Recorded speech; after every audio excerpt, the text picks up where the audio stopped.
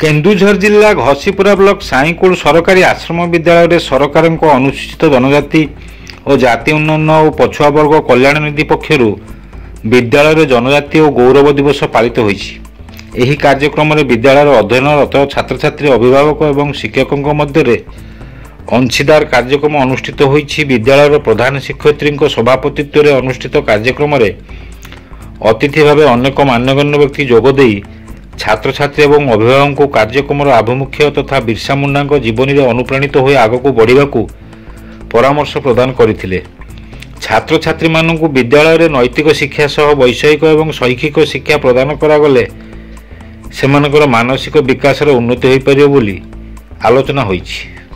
आज जो 150तम जन्म जयंती बिरसा मुंडा पालन करा जाउछि आश्रम साईकुल आश्रम विद्यालय से मत अतिथि भाव में डाकी जहाँ पितामाता से प्रथमे एठी सहयोगी भाव में डाकी समस्त छात्र मैंने पितामाता मान आसी भर गोटे सचेतनता आसू जे आज आदिवासी अध्युषित अंचल जनजातिर लोक मैंने किभली भाव में आज देशर प्रमुख स्थान मानक अच्छा से विषय से सचेतनता आसो पिलामानकर दायित्व नेबे पिलामानकु पाठ पढ़ाई सुजोग देवे पिलामानकर शिक्षा व्यवस्था को सुधारिया ए विद्यालय कार्यक्रम सब होती है। गोटे वर्णाढ़ परिवेश रही जगार निश्चित भाव में कहीं ना कहीं आसिले सचेतन होगापी चेष्टा कर अन्य सचेतन कर। साईकुल आश्रम स्कूल ये बहुत पुरातन स्कूल ये स्कूल सुनाम रही आज